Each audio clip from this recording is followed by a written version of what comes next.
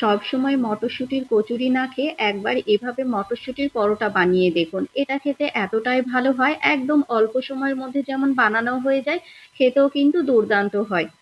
তো কিভাবে বানিয়েছিলাম সেটাই পুরো রেসিপিটা আজকে আমি শেয়ার করব। আশা করছি আমার এই রেসিপি দেখে আপনারা বানালে একদম সেম রেজাল্টটা পাবেন।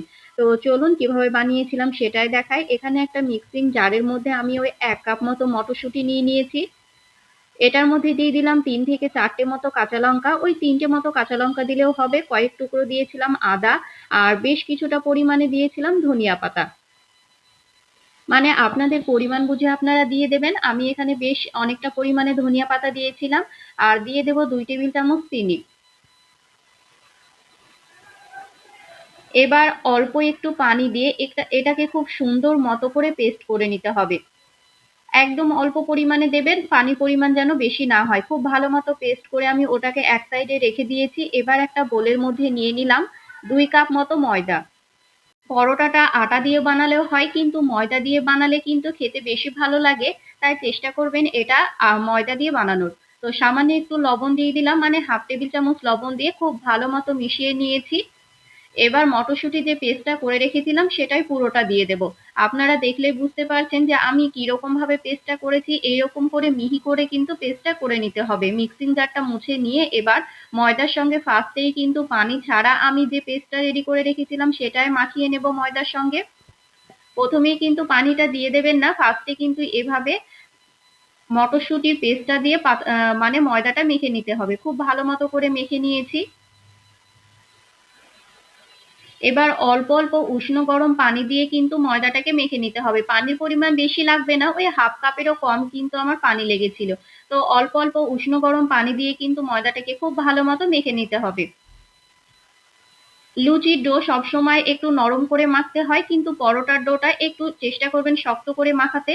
মানে খুব বেশি শক্ত না, এইরকম মিডিয়াম করে মেখে এটাকে আমি 10 থেকে 15 মিনিটের জন্য রেস্টে রেখে দেবো। ওই 15 মিনিট মতো রেস্টে রেখেছিলাম। এবার একটা আমি গোলা রেডি করে নেব। একটা বাটির মধ্যে নিয়ে নিয়েছি 2 টেবিল চামচ কর্নফ্লাওয়ার। হাতের কাছে যদি কর্নফ্লাওয়ার না থাকে তাহলে কিন্তু আপনারা ময়দা দিয়েও গোলাটা রেডি করে নিতে পারেন। এবার 2 টেবিল চামচ কর্নফ্লাওয়ারের জন্য এখানে 3 থেকে মানে ওই 2 থেকে 3 টেবিল চামচ নিয়েছিলাম সাদা তেল। তেল দিয়ে এটাকে খুব ভালো মতো একটা গোলা রেডি করে নিতে হবে। একটু ঘন করে এটাকে রেডি করে নেবেন। এবার আমি এটাকে এক সাইডে রেখে দিলাম। এবার আমি পরোটাগুলো রেডি করে নেব। একটা এই তো পিঠার মধ্যে আমি আটা কিংবা ময়দা ছাড়াই কিন্তু অল্প অল্প তেল দিয়ে এরকম করে পরোটাগুলো বেলে নেবেন। আটা কিংবা আটা কিংবা ময়দা কিছুই লাগবে না, মানে ময়দা লাগবে না। এভাবে অল্প একটু তেল দিলেই কিন্তু পরোটাগুলো খুব সুন্দর মতো বেলা হয়ে যায়। তো অল্প অল্প তেল দিয়ে কিন্তু আমি খুব ভালো মতো করে পরোটাগুলো বেলে নিয়েছি। আর আটা ছাড়া কিন্তু এভাবে পরোটা বেলে নিলে কিন্তু অল্প, মানে বেশি তেল লাগে না, অল্প তেলেই ভাজা হয়ে যায়। তো বড় আকারে আমি একটা রুটির মতো পরোটা বেলে নিয়ে মাঝখানে এইরকম করে যে গোলাটা রেডি রেখেছিলাম কর্নফ্লাওয়ার আর তেলের, সেটাই দিয়ে দিলাম। এইভাবে ব্রাশ দিয়েও আপনারা করে নিতে পারেন, কিংবা হাত দিয়েও করে নিতে পারেন। আমি চামচ দিয়ে এইভাবে দিয়ে দিয়েছি। এবার এক সাইড আমি আর এক সাইড ভাজ করে নেব। মানে যতটা ভাজ করব ততটা ভাজের ওপর কিন্তু এইভাবে কর্নফ্লাওয়ারের গোলাটা ব্রাশ করে নিতে হবে। তো আমি কিভাবে করছি এটা যদি একটু খেয়াল করেন তাহলে কিন্তু আপনারা বুঝতে পারবেন। তো আমি আরেকটা ভাঁজ করে সেটার উপরও কর্নফ্লাওয়ারের গোলাটা দিয়ে নিলাম। এবার আরেকটা ভাঁজ করে সেটার উপর দিয়ে লাস্ট ভাঁজটা করে মুখটাকে খুব ভালো মতো সিল করে নেব।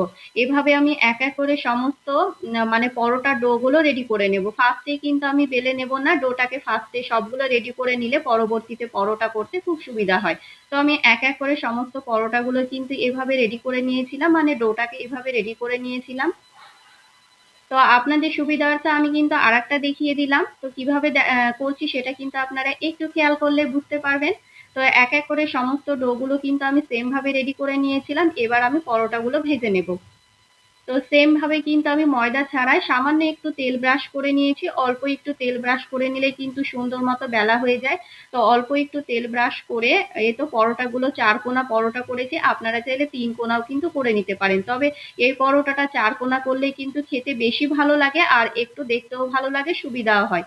তো খুব ভালো মতো বেলে নিয়েছি। এইদিকে আমি একটা ফ্রাই প্যান বসিয়ে দিয়েছি। এটাকে খুব ভালো মতো গরম করে নিয়ে ফার্স্টে আমরা সচরাচর যেরকম মানে পরোটা ছেঁকে নিই সেভাবে ছেঁকে নেব।